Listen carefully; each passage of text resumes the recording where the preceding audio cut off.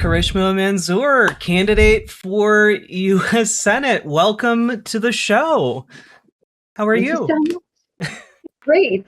So hopefully the audio quality is also very good. Yes, you sound great. I think everyone can hear you. They do like to complain about audio volume, but you, I think, are in that perfect sweet spot. Excellent. So good And to connect with you, Riverboat Jack, as well as your audience. It's an honor. yes, it's an honor to have you here as well.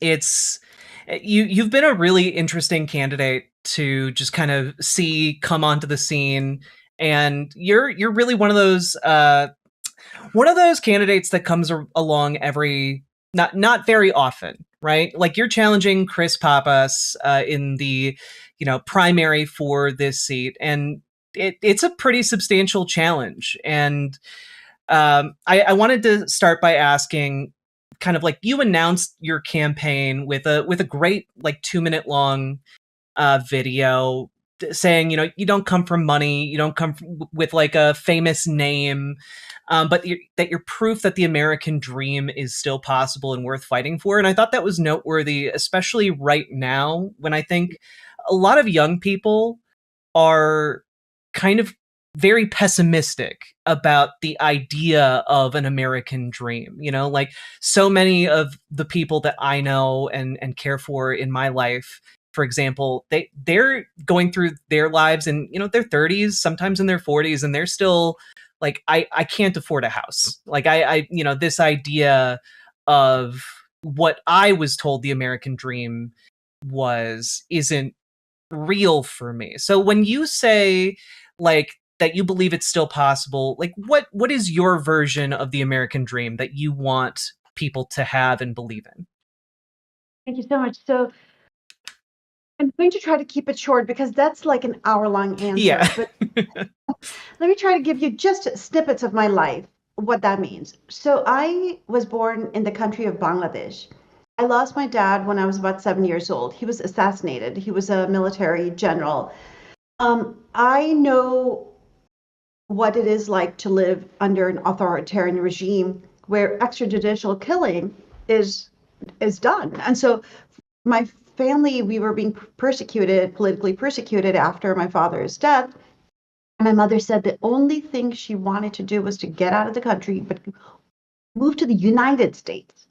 She didn't name any other nation. She said, we have to find a way to move to the United States and apply for political asylum. It took her, let's see, my father was assassinated in 1981. I was the first to move to the United States in 1989. And over the course of several years, my family started to arrive. Then we applied for asylum. I was a high school student when I arrived in 1989. It's such a great country. Oh, you cannot imagine what a great country this is. And it's so difficult to see someone like Donald Trump just trampling over the Constitution, just creating this havoc everywhere, taking a wrecking ball to all the federal agencies. It's just heartbreaking because we know what it can be, the bad side of the chaos and undemocratic governance. And so for many immigrants who come from especially these very difficult countries with a lot of chaos, for us, we become some of the most patriotic Americans because we're like, we know how bad it can be and we want to protect it. So there's that part of it, the fact that I want to see a democracy. I want us to live in a democracy. I want all of your viewers, my children, to grow up in a democracy, not an authoritarian regime, not a police state. And we can still protect it at this moment as things are getting gutted. So there's that aspect of it. The other is you come to the United States, you are sometimes penniless, and yet you work hard and you study or find your own path, and you can actually go from rags to riches.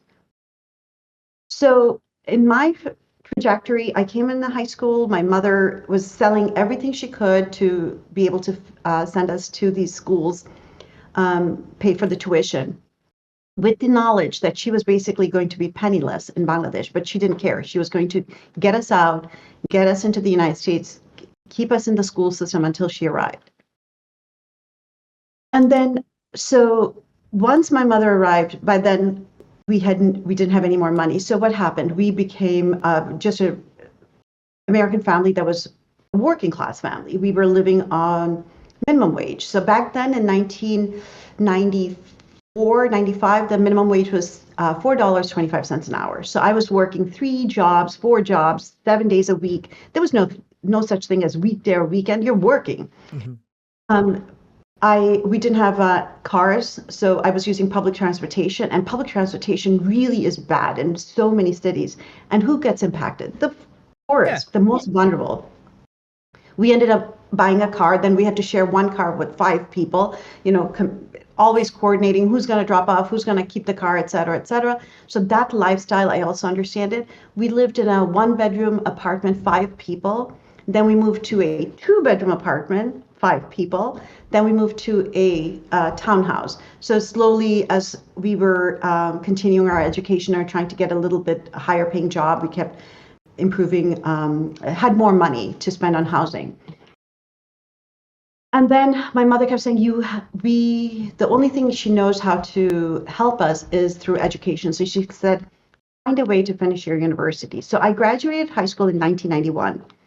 And I started university in 1991. I would have graduated in 95, but instead of taking 4 years, it took me 7 years. I graduated in 98 because there was like this period where I had no more, we didn't have money to pay for tuition, so I was out.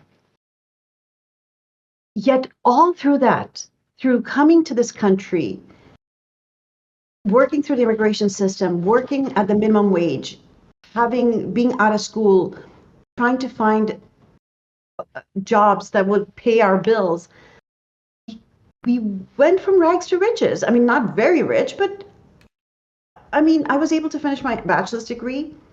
There's a story how I was able to finish it, because it was, of course, we still didn't have money. Then I went to get my PhD, and after that, I went to do my postdoc, and then I had a job, and then, of course, my career kept getting, as I gained more experience, I kept getting higher salaries. And then I could buy a house, and we could buy 2 cars. And then, I mean, that to me is the American dream. And now I look around in the last few years, it's just like, I don't know, 10, 20 years, things are just getting crazy. Mm-hmm. If I was to be a minimum wage person right now as an immigrant, or even not even as an immigrant, as an American-born citizen, it is $7.25 an hour. And it hasn't gone up since 2009. So I sometimes think about this, because biggest thing that I'm trying to help people with is everyone deserves a livable wage. If you are working a full-time job, your wage should be able to buy food, pay for housing, and you should be able to have access to quality healthcare. This is the minimum we can expect to give our citizens in the richest country in the world. But I sometimes sit there and say, okay, my minimum wage was $4.25 an hour. My rent was $500. Rent, the minimum wage right now is $7.25. Rent is $1,500, $2,000. It's impossible. Mm-hmm. It's impossible. And it's not because some population growth happened, and it's lack of interest from our lawmakers. The housing crisis, for example, is because of private equity purchasing all these homes. So it's a manufactured problem. It can be demanufactured. Well, and so go ahead. One of the interesting things about it to me has been, you look at charts about, US productivity, and it's just continued to go up and up and up. But the wages have absolutely flatlined. It's the majority of people are not reaping the benefits of this increased productivity. And you have to, even if you are someone who's not big on understanding graphs, you look at something like that and you understand, well, that extra productivity is making somebody really, really wealthy. And then you start hearing about all of these billionaires who are becoming, all fighting together to try and become the world's first trillionaire. And it's pretty easy to click that piece into place. So I'm right there with you. And I wanted to ask, because your background is actually in biochemistry and like molecular biology.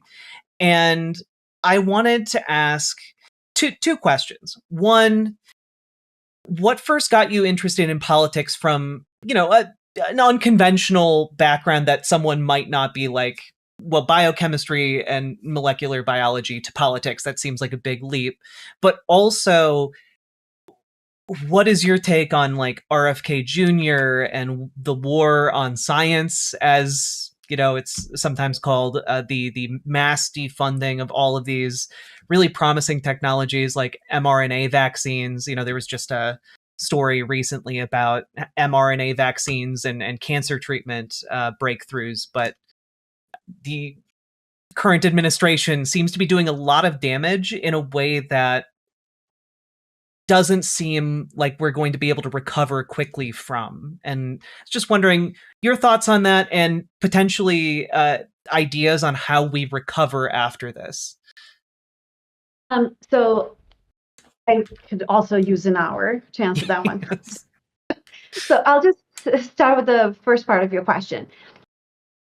The whole reason I went into science is to improve people's lives. So I was working on several disease processes which are debilitating. When I talk about depression, major depression, these are folks who have not been able to respond to 4 or 5 courses of treatment. So now they are in severe depression, and sometimes they are suicidal. So we are talking about, a really terrible situation where patients are in. I was also working on epilepsy. So the reason I loved my job, I absolutely love my job.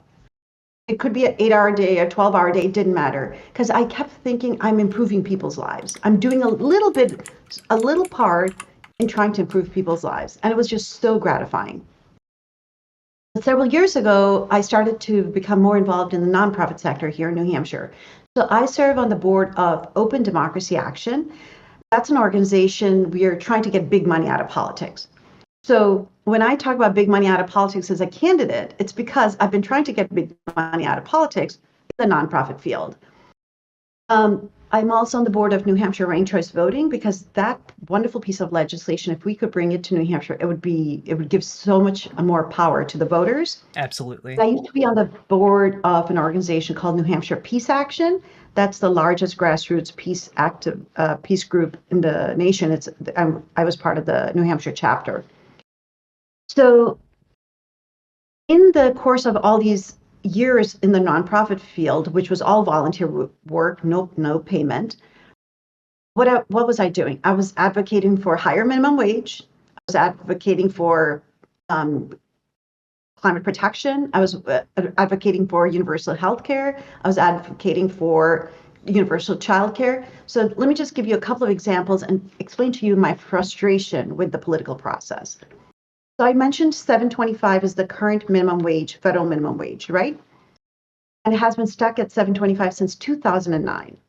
In 2021, President Biden tried to increase it from $7.25 to $15 an hour. Mm-hmm.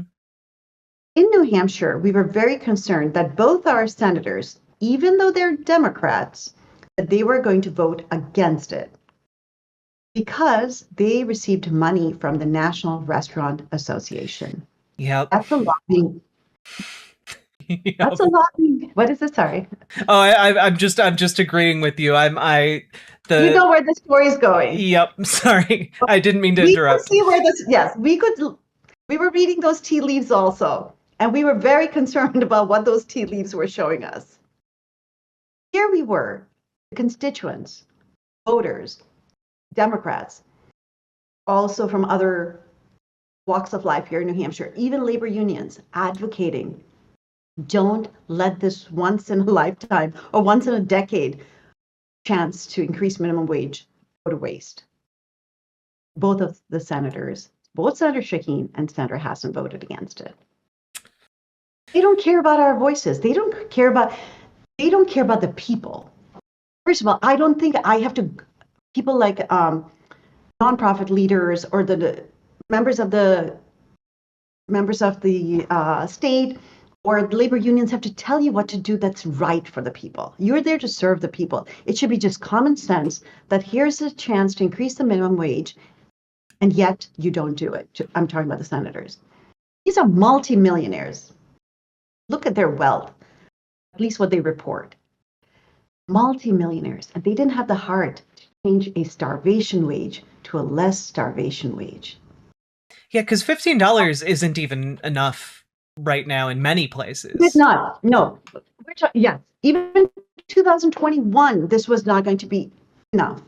It was just going to be a little bit better, because it's not just about the minimum wage. If the minimum wage goes up, wages that are at 10 or 12 will also go up. Everything will shift a little bit. But for me, this was strike one. Like, what is the purpose of supporting all these candidates and politicians and thinking they're going to be better than the alternative? The lesser of two evils sometimes turn out to be still evil, I guess. Mm-hmm. The other part was the universal health coverage. As somebody from the healthcare field, and as a person who actually has gone years without having access to healthcare. So when I was talking about working in those minimum wage jobs, sometimes waitressing or working in Wendy's or Ponderosa, this was this buffet restaurant. I don't know if it exists anymore. All these restaurants and other food sources, we didn't have healthcare. We didn't have access to healthcare.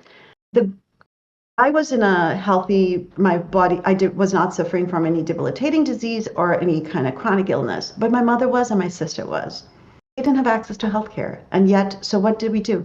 They couldn't see their physician. So I ended up losing my mom. She was only in her 60s, but she had the body of an 80-year-old. Oh my I lost goodness. my sister also at a young age. So when I talk about the need for universal health coverage in the richest country in the world, I'm not just talking about the millions of Americans who are suffering. I'm also talking about from a personal experience. I've seen what happens.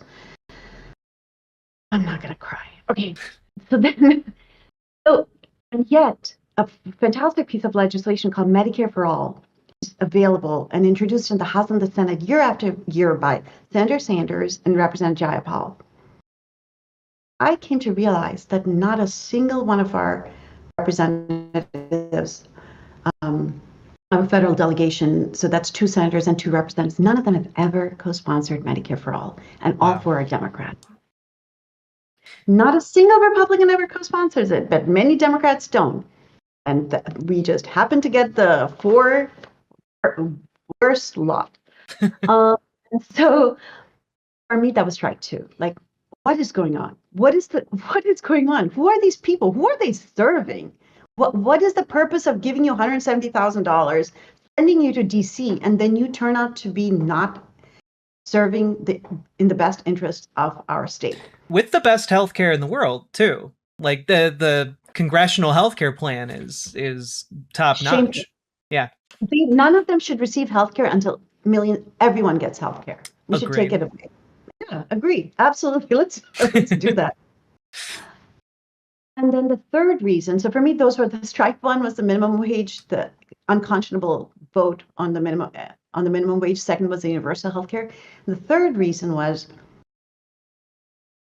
we're spending billions of dollars bombing children overseas instead of using that money to feed and educate our own children. Yep. It is morally reprehensible, fiscally irresponsible, and based on our federal laws, it's just plain illegal. For me, that was strike 3. So here I am running for the US Senate because in my professional work through in science, I was trying to improve people's lives. And nonprofit work, I was also trying to improve people's lives. So I'm running for the US Senate to continue to work to improve people's lives. That makes a whole lot of sense. Thank you for drawing that connective tissue for us. And I was going to ask, you mentioned Bernie Sanders introducing Medicare for All legislation year after year. What political figures do you find particularly inspiring or informative for like your own political ideology, your own positions, etc.? Do they have to be living? No. Okay, good. Let's see. Teddy Roosevelt, FDR, Francis Perkins, JFK, and even before JFK, Eisenhower, and then coming Bernie and Jayapal. And Frances Perkins was the first woman labor secretary? Correct. Right? She was the first cabinet secretary, first female cabinet secretary, and she was also, yes, the first secretary of labor, a female secretary of labor under FDR. Yes. And she, sorry, I'm just like trying to pull some. Tell me. No, I can tell you a little bit about Frances Perkins. How's that? So Frances Perkins also, in a sense, you can see the trajectory of her life and understand where she came from. So she was from New York, because FDR was from New York, right?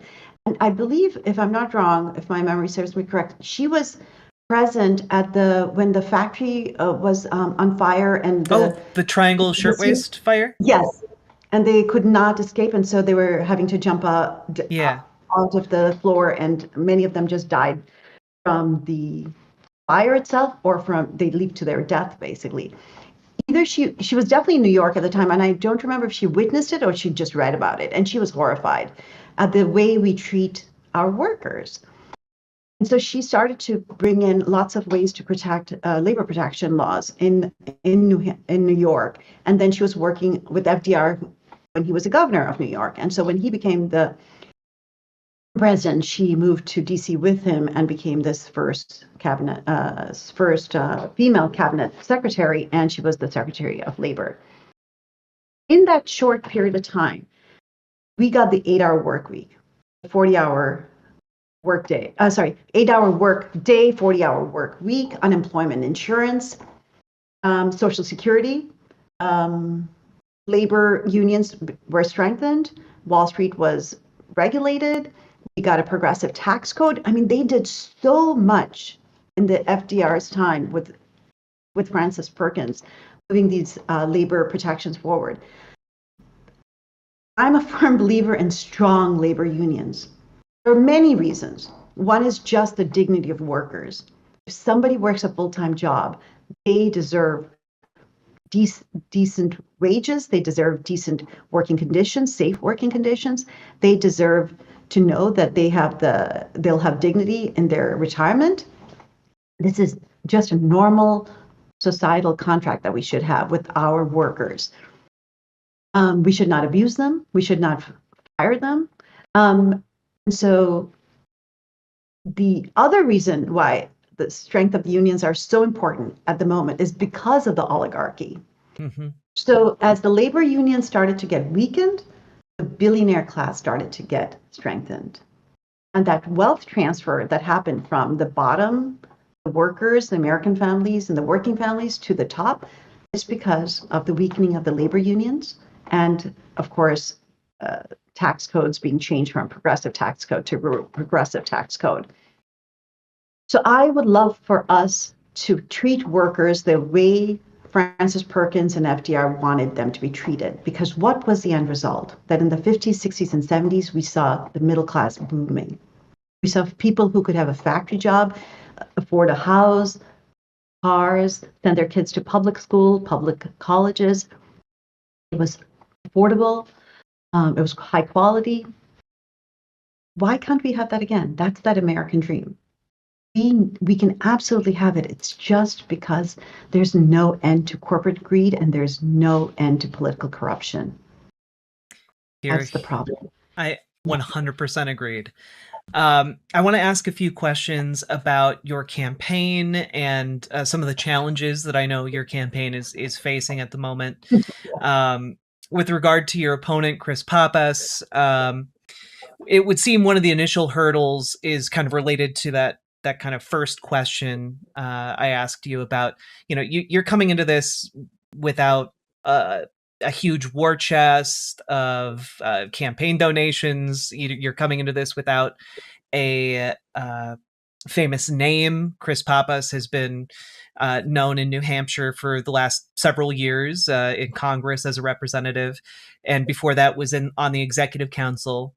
And how are you planning to kind of overcome that name recognition barrier? Because we know it's really crucial when it comes to elections, just name recognition in general.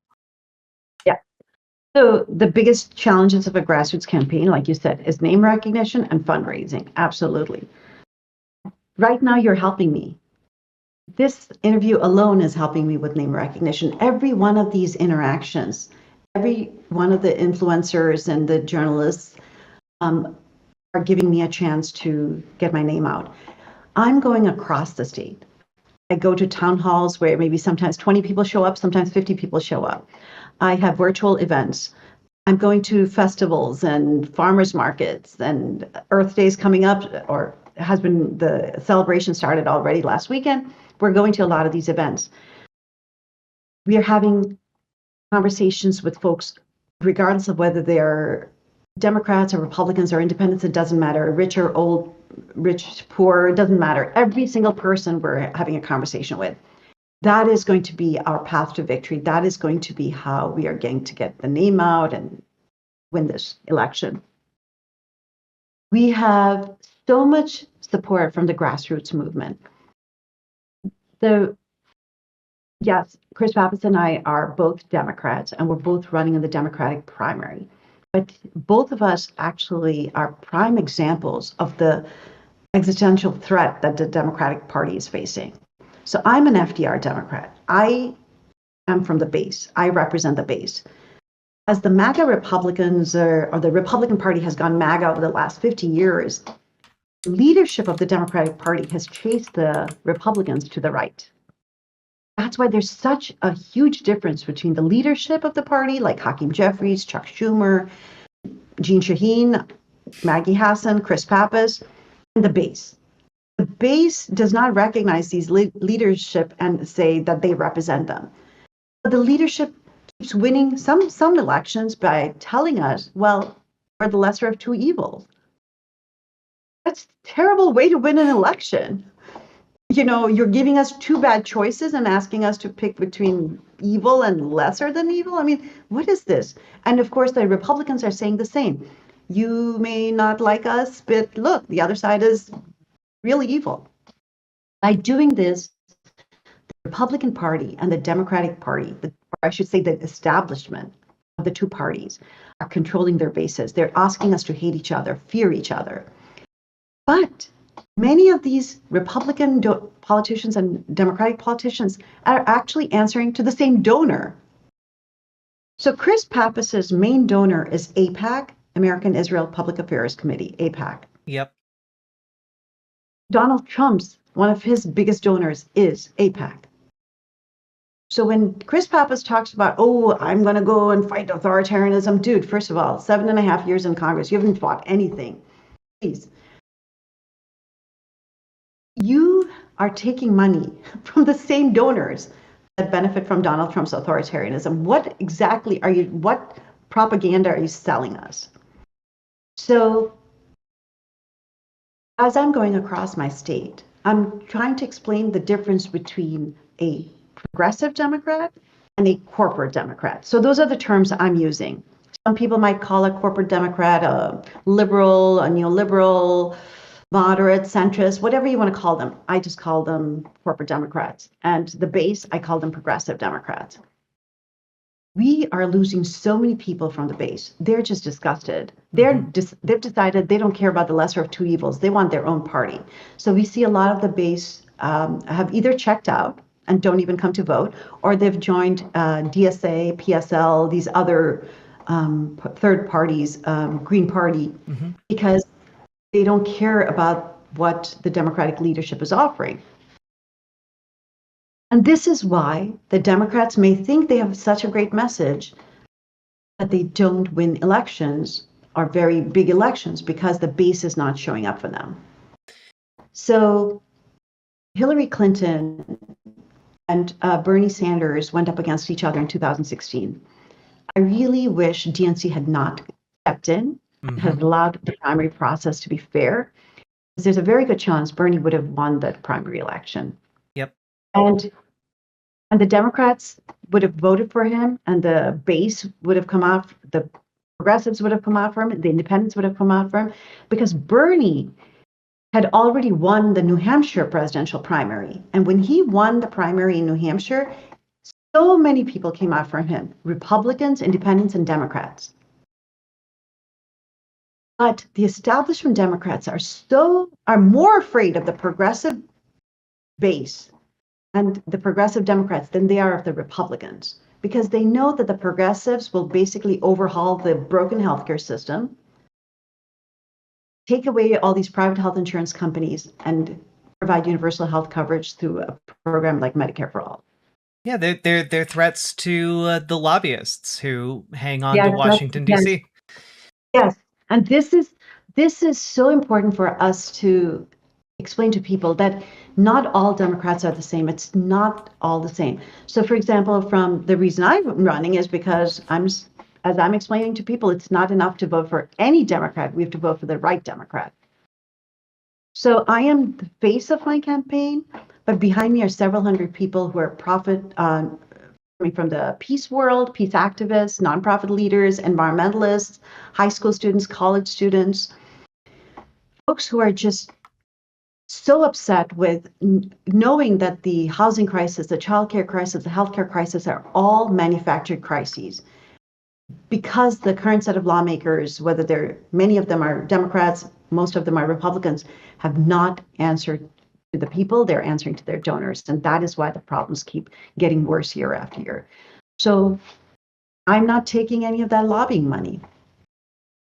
I was grassroots. going to ask, have you has AIPAC tried to approach you? I have heard stories from other, No. races where AIPAC kind of tries to play both sides, and I was wondering if they had put out any feelers No. towards your campaign. No. If you look at my writings, starting from 2024, I've been trashing Netanyahu and his. He needs to go to The Hague big time. Or at least he should not be able to leave Israel without fearing an arrest. And so I don't think they would ever come. That makes sense. They've also given your opponent like $2.7 million. They have their boy. Yes, they have their puppet. They know who they can control. And sometimes AIPAC honestly doesn't care to a certain extent whether it's going to be a Republican or a Democrat that wins, because as long as whoever wins gives votes to send unconditional weapons transfers to Israel, they don't care. We might be like, oh my God, a Republican, oh my God, a Democrat. But many of the donors don't care as long as their bought politician votes the way the donors want. Absolutely. I was going to ask a question about your campaign's financial disclosure form. I know that there was a deadline that was missed, and there's like a $200 fine associated with it. But I just wanted to ask what exactly happened there. I missed the deadline. So I just missed the deadline. And then my husband spent the weekend before saying, okay, that's it, I'm going to do it. And so he spent the whole weekend looking through the 60-page rules about what to do. And we've submitted it. Yeah. Okay. So it's available now. Oh, excellent. It's not much there. We have a very simple lifestyle. Most of our money is just our retirement fund, and that's it. But it is I'm embarrassed that I missed the deadline. Oh, well, it's just good to know that it's out there now, especially because I was looking through the financial disclosures of like all the other folks who are running both Republican and Democrat, and it's like every single person running in the race comes from a lot of money. Oh, yes. And I think you said this earlier, because when I was thinking of running, because I was talking to people here in New Hampshire, because I'm also involved in the Democratic Party. I was talking to several people, and one person said, who's an elected official at the state level, said, Karishma, are you a millionaire? I said, no. He said, do you have a millionaire donor supporting you? I said, no. Why are you thinking about running? And I said, that is exactly why I'm running. Think about it. You're basically saying 95% of Americans should never consider running for federal office because they are not independently wealthy, or some billionaire has not put them under his or her wing. That is so wrong. Like, don't tell me what that I'm not fitting the problem. The system is the problem. We have to overhaul it. So yes, they're all multimillionaires. Yeah, We have a house, we have a mortgage, we have 2 cars. One is paid off, the other one is not paid off yet. We have college tuition to pay, and yeah. Yeah, I was looking through those and I was just like, man, it really sometimes when you look at those, you get the feeling that we are living under aristocracy with extra steps, and like I'm not a fan of that. I don't like that one bit. So it's thank you very much for filing. I think a lot of people will appreciate being able to see that. My son got a kick out of it. He's like, wow, really? Did you have to? I was like, oh. So we also, for example, so this is like a grassroots campaign. This is what happens. I don't have a Wikipedia page because I needed a volunteer to help me put a Wikipedia page together because I've never done it. So like, how do you even start? So Wikipedia kept writing to me, hey, you don't have a Wikipedia page. I'm like, yeah, but I don't know what to do about that. Like, where do you even start? So then somebody said, you know what, let me see how Wikipedia page is done. So I'm like waiting for this person to do it.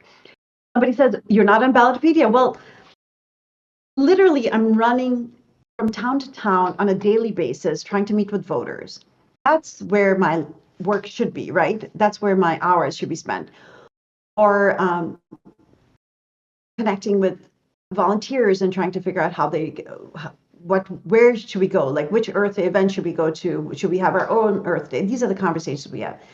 So then of course, I need a volunteer to actually volunteer to say, I can help you with the Ballotpedia page. Like, yes. So the person who said they'll look into this Wikipedia page, how it's done, she promised that after she's done with that, she's going to look at the Ballotpedia. And then after that, citizens count. So literally, my friends, this is like a grassroots home. This is like literally just a bunch of people who are tired of the establishment working together to basically reclaim our power, because this is exactly how it should be. We've gotten so used to these DC consultants flying in with all their fancy databases and softwares and algorithms and fancy titles and experience in politics, and then coming in and putting a cookie cutter page together and website, and then everything's up and running. My hair was literally falling out in July and August because the stress of trying to start a campaign was so immense. The number of sleepless nights, the conversations, it was so difficult. And I'm thinking, some of these people, they say to me, they talk like Kamala Harris. Oh, I'm thinking about it. I don't know if I'm running. Like, what does that mean? You either running, you're not running. What do you mean you're thinking about it? That means your donors? Are you waiting for your donors to step in and say, I'll give you $100 million if you run? Like, what exactly does that mean? And here at New Hampshire, some of these folks, like the governor's race, it was ridiculous. People were like, I'm thinking of running. Don't tell me you're thinking of running. Either you're running or you're not running. Like, I don't know what that means. I'm thinking of running. You might tell your family you're thinking of running, but you don't tell the public or do a fancy newspaper article about how you're thinking of running. Like, I don't know what that means. That most probably is a signal to donors. Yep. Can you step up? Yeah. It is gross. It is so disgusting. The money is so disgusting. None of these folks, these establishment Democrats or the establishment Republicans, are answering to the donors. They are not interested. They might be in some policy differences, a little bit better here, a little bit better there. But really, the planet is on fire. Yep. People are being bombed on a daily basis. Children in New Hampshire are going to school hungry. These little cookie cutter Band-Aid stuff is not working anymore. We need people who are going to be like bold and grassroots and people powered and not answering to the donors. So I'm definitely a very unusual candidate. Like my son says, you don't know anything about the way politics works. So you're just doing it the way you think people should do it. And exactly, like this is exactly how it should be. It should be based on folks and conversations and $20 from someone on Social Security and $5 from a college student. It should not be millions of dollars pouring in from California and Florida and Texas. You should look up where the money's coming from for Sununu and Pappas. Most of it is coming from California, Florida, and Texas. Oh yeah, and a massive amount of out-of-state spending on these races. it's the kind of thing where once you start looking into it, you really start thinking like this should be criminal. And it should be criminal, exactly. Yeah. It should be actually almost treason, actually. Yeah. Think about it. Because when they are approving, for example, what Donald Trump just did, right? So he is supposed to uphold the Constitution. He's supposed to serve the American public. He just took us into a war, not because of national security or national interest, because of the whims of a foreign genocidal government. That's treason. 13 service members died. Over 300 service members are injured. That is treason. That's not just war crimes, that's treason. He should be hauled in front of a war crimes tribunal. Mm-hmm. Any other Democrats or Republicans that are supporting him and his war crimes, we should hold them responsible for it. And he's still threatening war crimes. He just today he was threatening war crimes against like civilians in Iran. It's agreed. And then the Democrats, sometimes these establishment Democrats are corporate Democrats, because I really need us to differentiate, because I cannot be considered to be in the same party as some of these people, but I am in the same party. So, okay, so I have to use different terms. The corporate Democrats will tell you, oh yeah, so they're a little upset about the war in Iran, but not really, because they're upset that Donald Trump should have asked them for permission. No, these are all AIPAC-funded corporate Democrats. They wanted this war. Yep. This is Netanyahu's war. This is not America's war. This is Netanyahu's war that he's been asking for and hoping for 40 years. This is a war that AIPAC wants. So all these Democrats, they might have voted for the War Powers Resolution, but they delayed the vote on the War Powers Resolution. Hakeem Jeffries delayed the vote. Yep.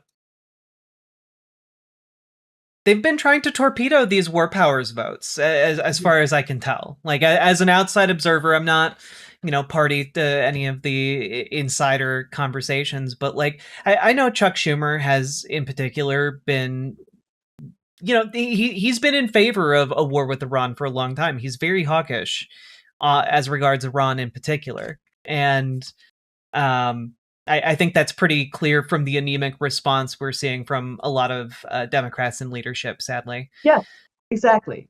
Mm-hmm. I did want to ask. Bad name. They're giving our party a bad name. Right Absolutely. Now, Donald Trump is still unpopular, and the Democratic Party is sometimes less popular than Donald Trump, about the same level. Donald Trump is a pedophile, a war criminal, a thief. How can we be less popular than Donald Trump? There's something really wrong with that. And a lot of it, I think you are correct in drawing a line between that unpopularity and money that props it up.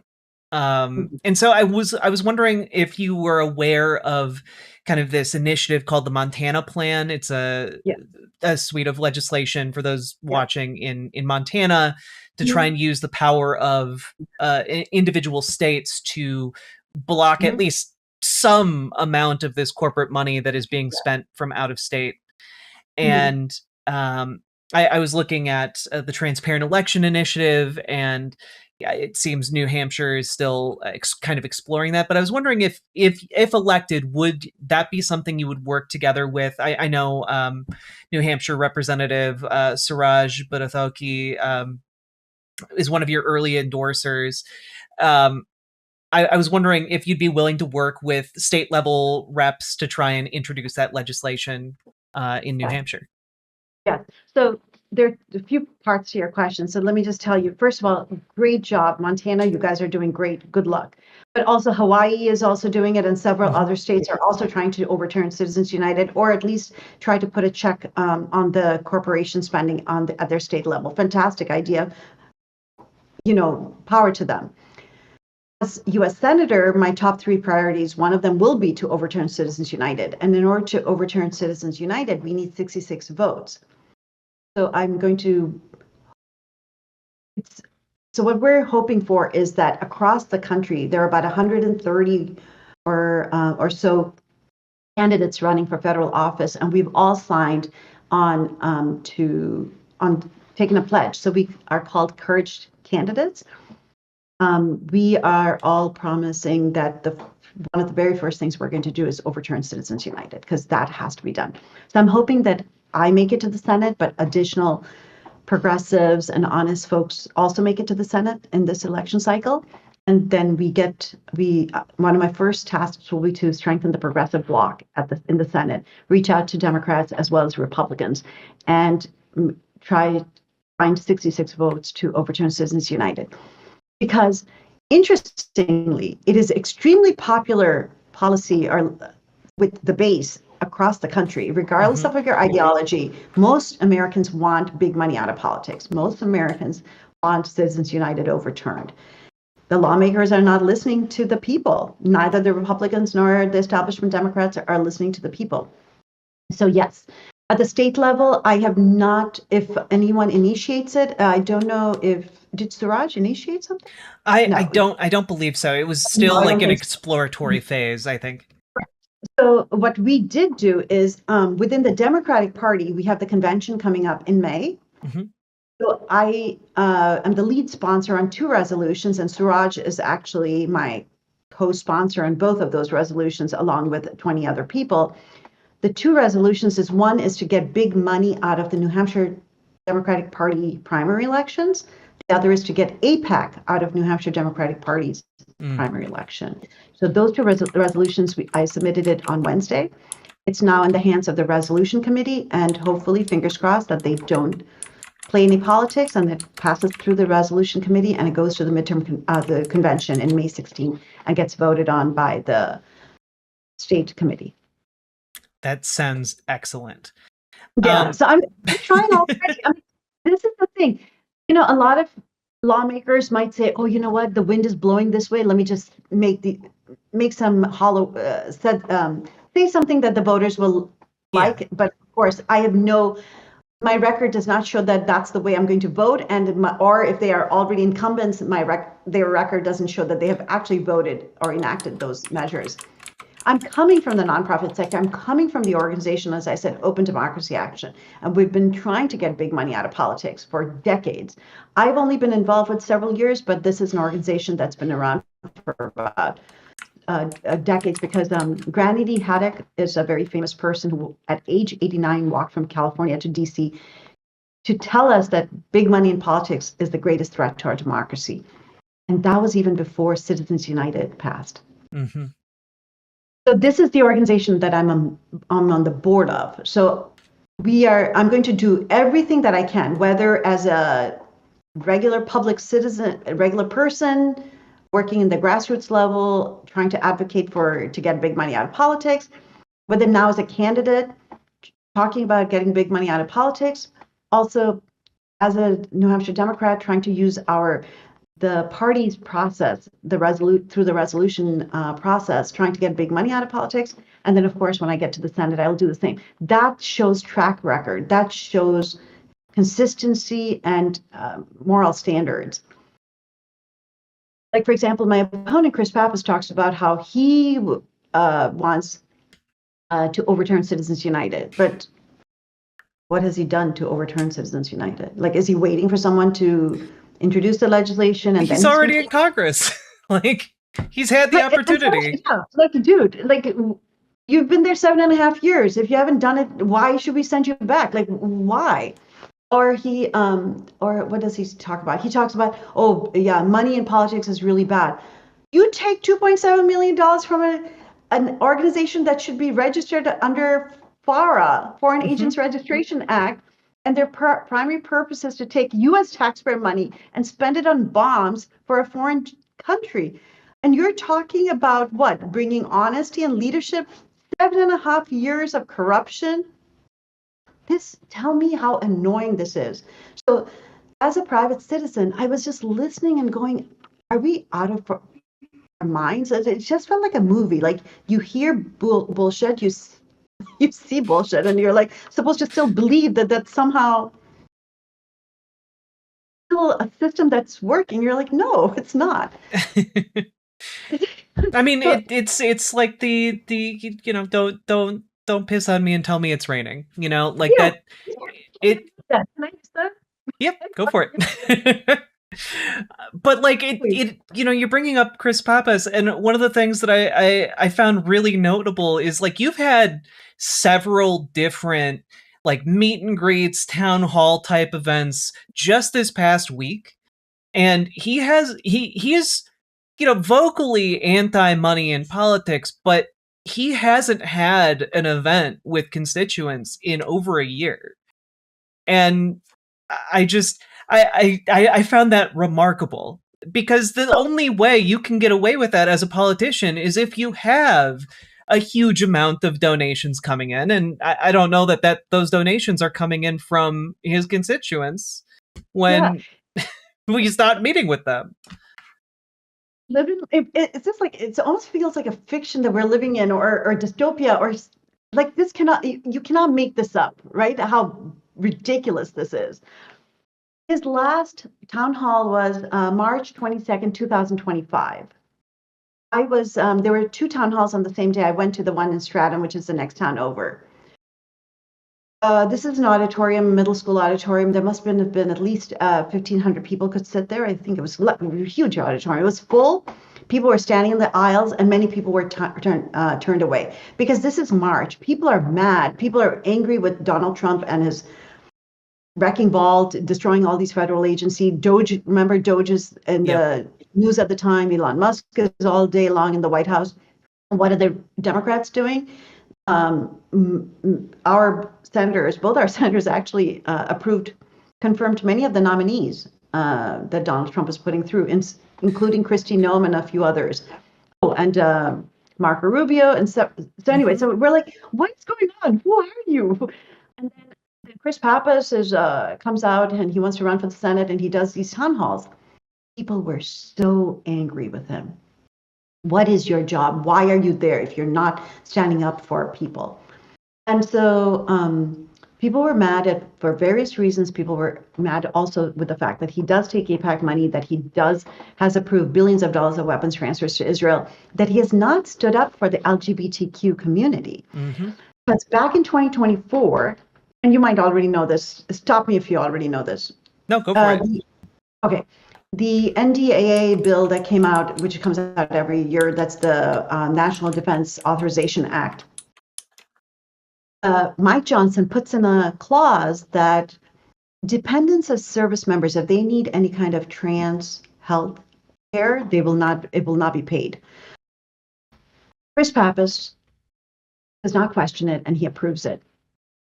There were members of the trans community and the LGBT community, or community supporters, human rights supporters, because it's just a human rights issue. Mm-hmm. They were so mad at him. And then every time they would ask a question, he was just basically doing almost like a filibuster, like 5-10 minute long answers. Like he wanted that hour to basically not have to answer the constituents' questions. People were lined up, and a lot of people were shouting out, like, answer the question. Like people were angry. And then apparently the hour or two later, he went to another one in Laconia. I heard it was even worse. That was the last day he had a public town hall, March 22nd, 2025. So you see him going to a lot of photo ops. These are like going to Dem groups, very controlled. Everyone's supposed to be on their good behavior. And a lot of times they come in because they're always in a rush, even though they might be sitting in a parking lot, but they will not tell us that they're sitting in a parking lot. They'll be like, oh, 8:05 to 8:25. That's all we have. They'll come in, shake some hands, give a little speech. Oh, yeah, we have to go. No time for questions, and rush out.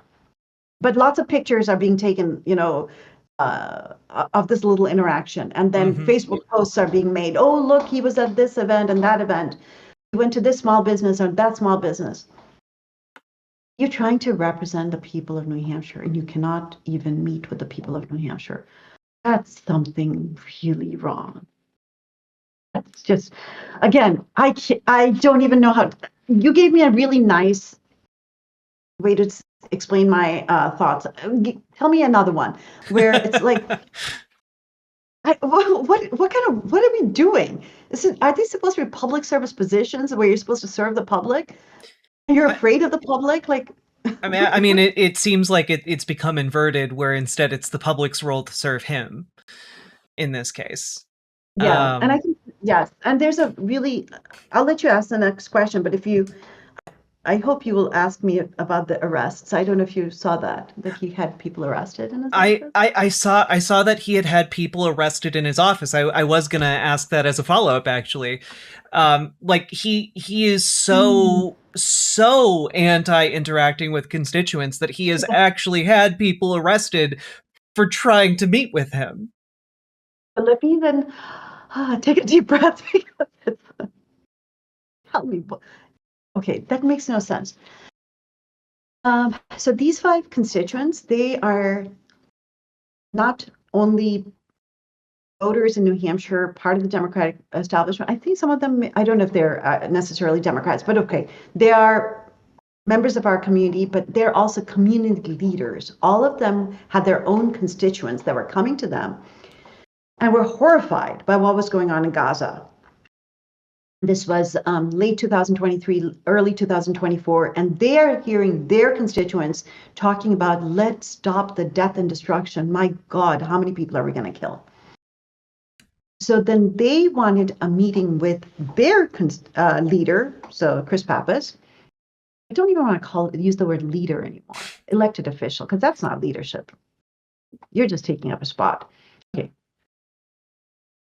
They went 12 times, these 5 folks went 12 times to Chris Pappas's office from January of 2024 to May of 2024. Every other week they would show up because in between they were also going to Hassan's office and Shaheen's office. They had a set of demands. One, stop approving weapons transfers to Israel while they're violating human rights. Second, allow humanitarian aid to enter Gaza. And the third and the fourth, there were several. These are the 2 that I remember. I should refresh my memory because this is about over a year old. So they wanted to have a meeting with their representative or a phone call with their representative, explain to him all their demands. They went 12 times. And they were basically not given a meeting or a phone call. And the 12th time, they decided to do a peace sit-in. That's a form of civil disobedience, something that Rosa Parks did by not getting up from the bus seat. Others have done during the civil rights movement by, say, not getting up from those breakfast counters, the lunch counters. Yep. It's just a form of saying, this is not right. I'm going to just wait here. Nonviolent civil disobedience. They went in, they sat in the waiting room for several hours. They were not given us any meeting at 5 o'clock. They were told to leave, otherwise the police would come in, and the police came in and had them arrested. Of the 5 people, 2 of them were 80-year-old women. One was in a wheelchair. Oh my gosh. That's Janet Zeller, Janet Simon, and they're both leaders of 2 different nonprofits here in New Hampshire. One was a pastor, David Grisha Jones, who's the pastor of the Community Church of Durham. The 4th person was Amy Antonucci, who's the a director for Peace Action, as well as a goat farmer, tiny lady, but like a powerhouse here in New Hampshire. She's so well respected, a brilliant woman, but the heart of gold, like the nicest person you can possibly meet. And the 5th person was M. Friedrichs, who was a town councilor from the town of Durham. So these are like top-notch leaders. And M was 6 months pregnant at the time. Oh my gosh. All of them, yes. All of them were arrested. I went to their arraignment. I want to say it was by then, because we called them Mother's Day 5 because it was Mother's Day, was that Sunday before their arrest. I went to their arraignment, and then we were getting ready for their trial date, which was several months later. And we were raising money because we didn't know what the court fees would be. So they already had received, they could not go anywhere near the office of Chris Pappas. They were banned from going anywhere near his office by the judge during the arraignment. Because they were so dangerous. Yeah. And then we were raising money. So then finally they had their court date. They had fees and we helped support it. These are not rich people. All of 2024, he never contacts them. Mm-hmm. His office never contacts them. all of 2025. Now, he's running for Senate, doesn't contact them at all. I launched my campaign August of 2025. September of 2025, he contacts them and asks them for a meeting in his office. Wow. Yeah. Now, they, of the 5, I think only 1 ended up going to meet with them. And I asked David Grisha-Jones, so did he meet the requests that you had? And he said, no, this was again, lip service. Nothing came out of this meeting. However, he made contact with them. And now when people on the campaign trail, because by the way, if you've watched my video, I do mention it a little bit, the launch video. Mm-hmm. If you watch it, I'm very subtle about it. And I say, you'll see there's 5 people sitting in a waiting room. And I said, I don't remember what my voiceover said. Like, I will answer to the people or something like that. And that's when you see those 5 people. Now that I'm talking about these arrests, and because now I have a bigger platform, so more people are hearing. I was talking about it in 2024, but I didn't have much of a platform. People if they do end up seeing him fundraising dinners or very controlled events, they ask Chris Pappas, so why did you get 5 people arrested? And his answer is no. Oh, I've met with them. We're all set now. You met with them 1.5 years later. You had them arrested. You never met with them. 1.5 years later, you're leaving out a very important point. And they had demands from you, and you never met those demands. So he's almost like saying, "Oh no, where it's all away. It's an old story. Gosh, there's nothing there." Well, and like, it's so difficult. It's really difficult because he won't meet with his constituents, but he does have time to meet with AIPAC. Like earlier of March this year, AIPAC posted a video of Chris Pappas talking about how important AIPAC it is and in the importance of bipartisan U.S.-Israel relations. And it's like we're at a point now where we are well aware that not only has Israel done a genocide in Gaza, but also, the New York Times is now reporting, they're doing a ethnic cleansing across southern Lebanon, particularly. I'm sorry. Right before I went live with you today, I saw a story comparing satellite images of different villages in Lebanon before and after, and it breaks my heart, and just the systemic destruction of these places. On using our money. Yes. Using our money. While our kids don't have high quality education, while our senior citizens are drowning in property taxes, while our young folks can't afford housing, while we don't have a universal health coverage, apparently we always have money for war. Mm-hmm. And Chris Pappas, to me, is like an embodiment of both AIPAC spending, but also like centrist democratic think tanks like Third Way, which has been in the news recently with their statements about Abdul Sayed in Michigan. And it is deeply frustrating to see how much of a hold corporate money has on so many of our elections all across the country. But we need a movement. We need a huge movement. Absolutely. More and more people are waking up. And as I'm going around New Hampshire, I'm talking to Republicans. I don't care if it's a Republican, Independent, Democrats. We're not the enemies to each other. It's the billionaires that are controlling us, telling us to hate each other, hate our neighbors, worry about this and that, which is like made up stories.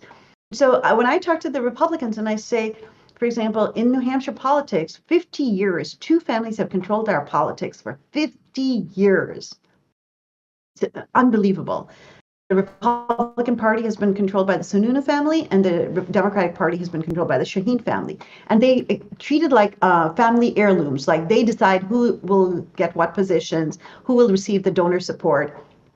Jean Shaheen is stepping down, right? Yep.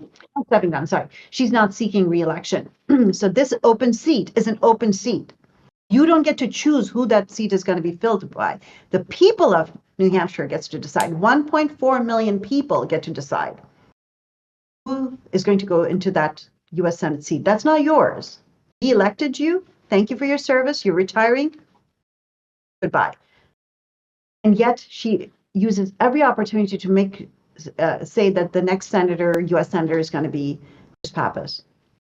At conventions, in front of delegates. Like, then don't have a primary election. If you don't honor and respect the primary process where voters of the Democratic Party will decide who their nominee is going to be and who is going to go to the general election, then don't have a primary process. Why are you being so undemocratic in these comments? In front of 400 delegates, telling everyone that the next U.S. senator is going to be Chris Pappas. And then, of course, Chris Pappas' seat is going to be taken over by Jean Shaheen's daughter. Is this a family heirloom? First of all, it's gross to be in the same business as, if your family member is in politics, stay out of politics. That is really one place you do not want to be. You should not turn it into a family business. Absolutely. Politics should be about public service. Yes.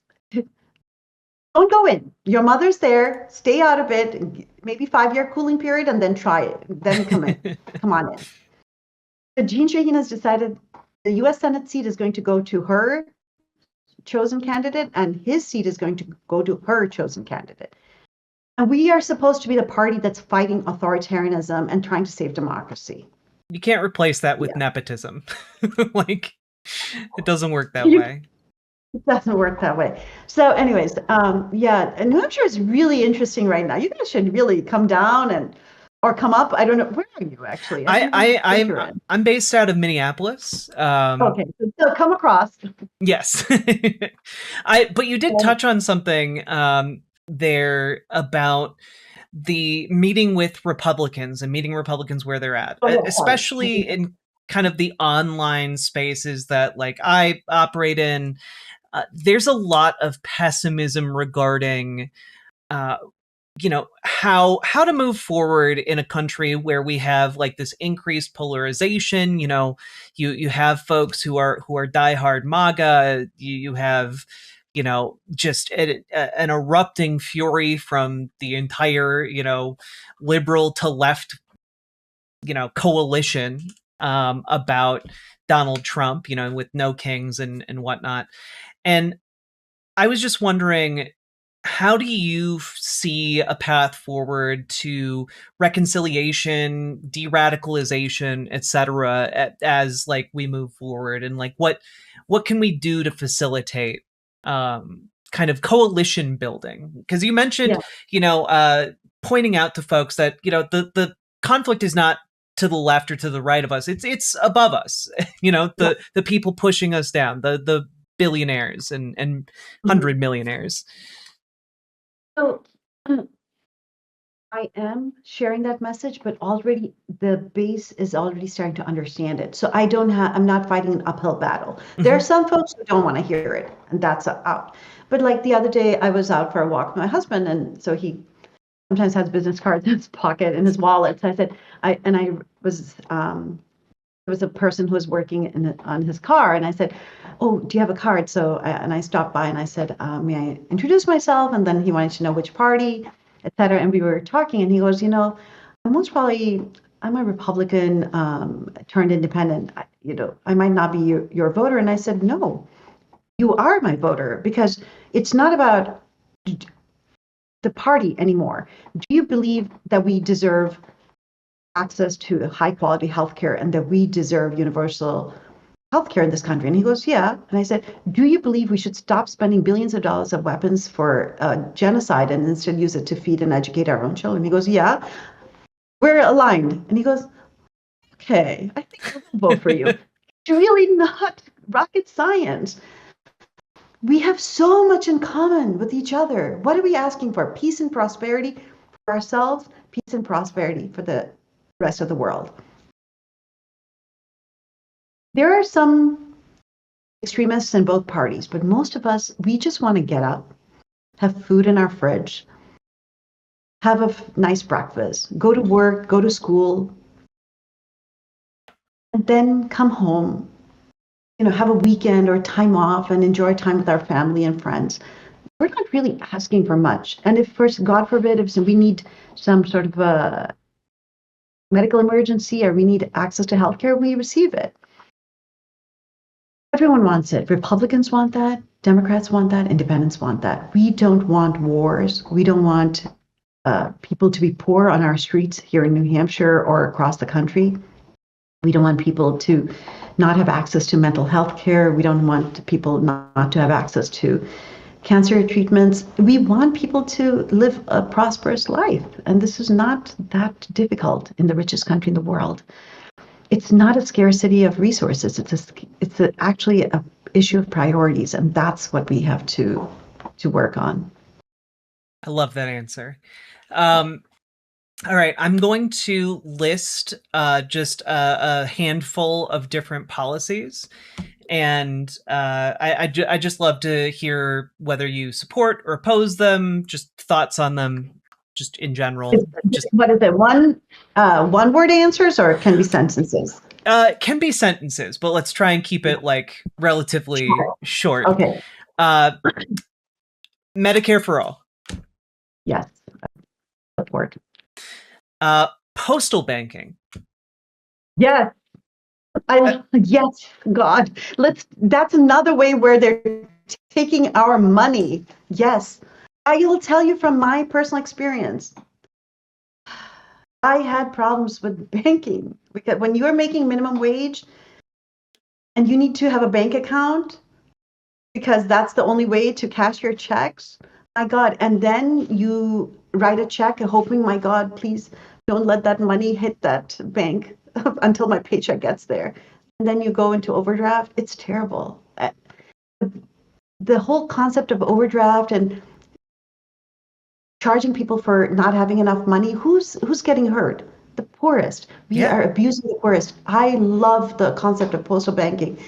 Yes, 100% in. Yeah, coming from the Midwest, you learn, like I live in Minneapolis, so like there's no shortage of banks around kind of the city centers. But like when you go out into like, the truly rural areas of the country, like you might be in situations where you're driving over an hour to get to the nearest bank. And it's, I think it's a problem that I think would get a whole lot of traction. I love postal banking. I really want to bring it back.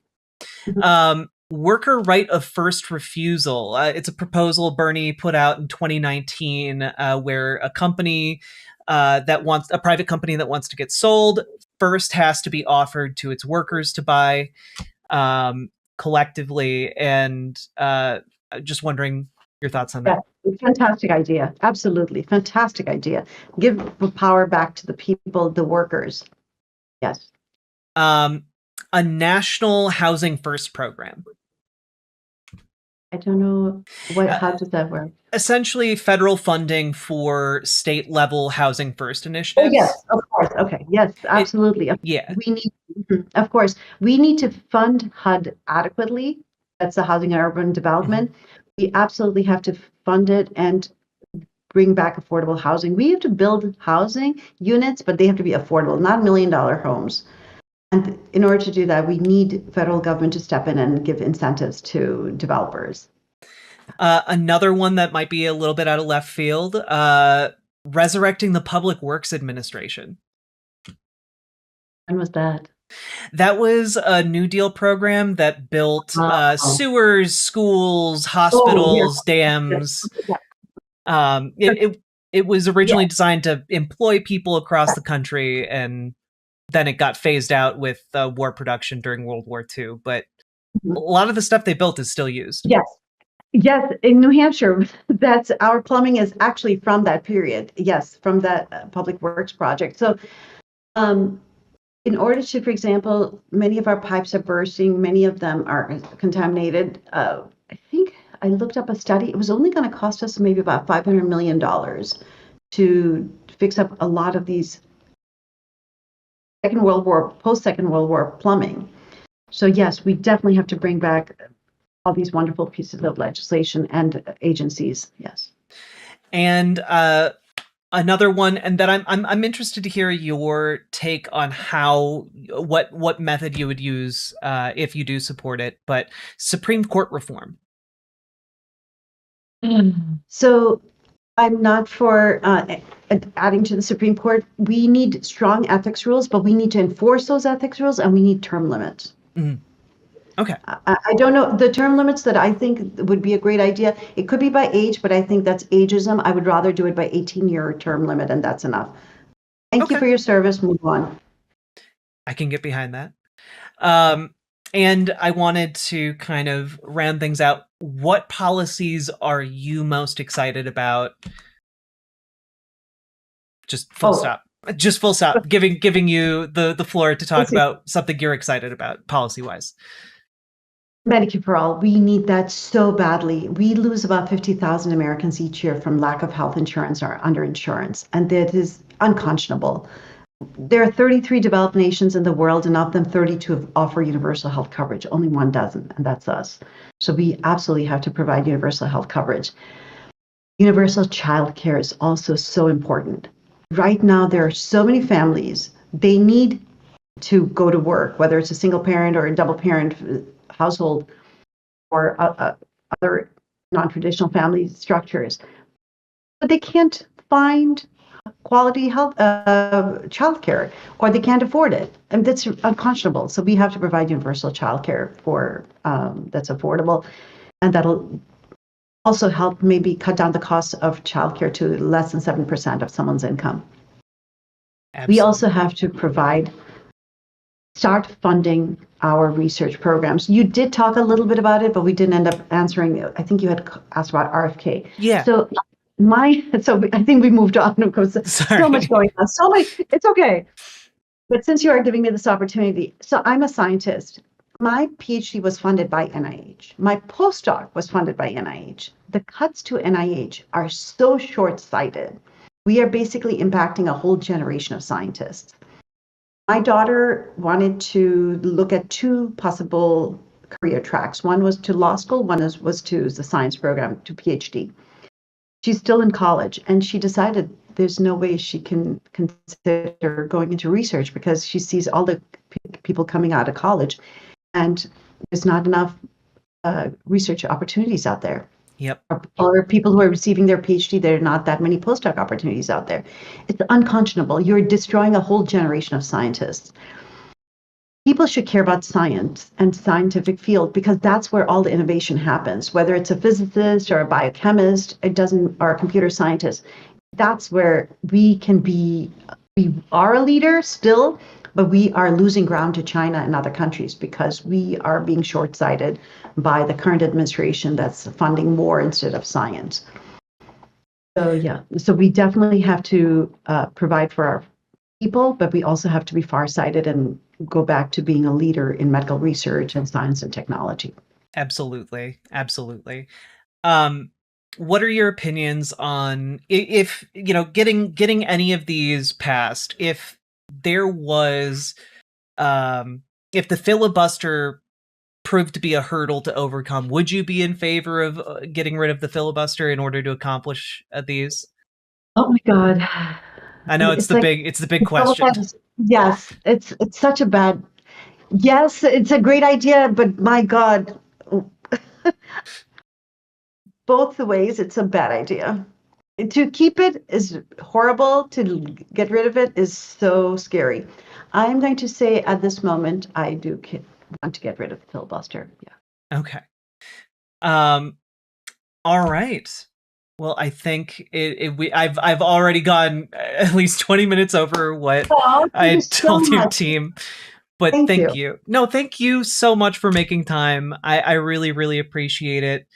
And I think folks. One thing, just because we talked about so many different heavy issues, but I wanted to say something. In the last couple of weeks, what we saw was the best of America, and we saw the worst of America in the last few weeks. So Donald Trump taking us into a war against Iran, I should say, on Iran, based on the whims of a foreign genocidal government, was the worst of America. 13 service members died, over 300 were injured. We're spending billions on a daily basis, and over 2,000 people have died in Iran alone. And of course, there have been attacks on about a dozen other countries. That is the worst of America. At the same time, we saw the best of America, the Artemis mission. Yes. What beauty, right? These astronauts left Earth, circled around the moon, and came back safely. That is the best of America. And that's exactly what we have to go back to. That's that American dream. We have to fight for it, and we have to absolutely fight against the Democratic establishment, the Republican establishment, and the big money in politics. We have to get rid of all of these measures. We have to save the country for the people. We have to save it from the oligarchy. And we have to then invest in the best of America. Well, you got me feeling patriotic here, closing this out. I told you, biggest patriot. Thank you so much, my friend. Thank you. Thank you so much. And folks, just for those of you in the chat, if you use !Karishma, you'll get links to Canvas phone bank. And we can also get you a link to just a generalized volunteer form. But I believe folks can phone bank from anywhere in the country. Yeah. Yes. Thank you. Yes. Tuesday nights, we're doing phone banking from across the country. If you're able to donate $5, $500, $5,000, whatever you can donate, we'll take everything, because we have to reclaim our power. And the only way we can reclaim our power is by actually investing in candidates who are fighting for the people. So I hope people will consider donating, and at least follow us on social media, on Facebook, Instagram, and write about us. If you know of influencers, or if you know of other ways for us to get our name out, please do so. It is something that we all have to fight for. We can't do this alone. All these candidates, we have given up our lives. Literally, our lives have been turned upside down. There's no more family life. There's no more cooking at home. We're on the road because our hearts were breaking. These are not vanity projects, but we can only succeed if people in our state, but across the country, support us. So please step up and help all these grassroots campaigns that are fighting for the people. And I wish you the best of luck in the primary race. I think I speak for all of us here that we're really impressed with what you're doing in New Hampshire, and really appreciate that you're in it for the long haul. So thank you so much for joining us tonight. And I again wish you the best. Bye. Bye. Folks, of course, get involved with that race. You can have a huge impact there in New Hampshire. New Hampshire is relatively small, guys. A small group of dedicated volunteers who show up to phone bank every Tuesday, or who can knock on doors, can have a huge outsized impact. And guys, Chris Pappas, his ground game sucks. It's why he needs millions and millions and millions of dollars from AIPAC and other groups. If you get involved, you can be the counterweight to all of that money. You can actually have a huge impact here. So please, please, please go, if you can, especially if you're in New Hampshire, go volunteer for this campaign. Go volunteer to do some door knocking. Go volunteer, even if you're not in New Hampshire, go volunteer to do some phone banking. And also they have different needs for the campaign for just generalized volunteers. There's another form you can fill out there if you are interested in just being a generalized volunteer for the campaign. Go do it, folks. Virginia, don't forget to vote yes tomorrow. All of the old ladies phone banking for yes have been so sweet and lovely. Yes, you too can be an effective old lady. Look, the older folks know that they have agency in politics by participating in volunteer initiatives like this, okay? You younger folks, y'all need to get involved too, okay? Can't just keep sitting on your hands. We got to get involved because there's millions of dollars aligned against us from people who have inherited millions of dollars, and we need folks on the ground to counteract that. If you wear a potato outfit while canvassing, you get the added bonus of a potato not voting for Pappas. Sake Tanuki, unironically, I love that idea. I think that'd be great. But I think that there is a real possibility here, and I think she's a stellar candidate who, hasn't gotten as much press exposure in like progressive media. And so I think you all should help spread the word, help go talk about her in other channels, go talk about her, spread the word, folks, because you have agency in this. You are not just a bystander. I should move to New Hampshire. Do it. Move to New Hampshire and volunteer. Sell all your possessions and go volunteer. Go do the things. It's super, super important. And get involved. Get involved. I'll be cutting this interview together for the channel. And, or rather, my editor will be. And it will be going up relatively soon, but in the meantime, get involved. There are also meet and greets across New Hampshire. There are various in-person events that have been scheduled by Karishma Manzur's campaign, and if you want to go meet her, talk about issues, you can do that. Unlike with Chris Pappas, who is a guy who apparently will get you arrested even if you are 80 years old and in a wheelchair. Like a good dude would. Just anyone who's out there being like Chris Pappas is he's just such a nice man. He's not a nice man. So if you need help getting involved specifically with this campaign, you can reach out to Banana Brains. Banana Brains very active in YouTube chat, Twitch chat, Riverboat chat, and also the Discord, and we can help you get involved. All right. One of the main takeaways from this channel is I want you guys to give a damn and to get involved. So please consider doing so. Yes, I saw the piss crap us comment, and I did think it was funny, but I couldn't react to that during the interview. Anyway, let's keep on going. Riverboat Jack is coming to town. All the viewers gather round. Twitch and YouTube and swishy streams. All that content is bursting the seams. Politics, gaming, and plenty more. Your sense of fashion you'll adore. So grab your stuff and hop aboard. We're going straight to Jack's Discord. Riverboat Jack.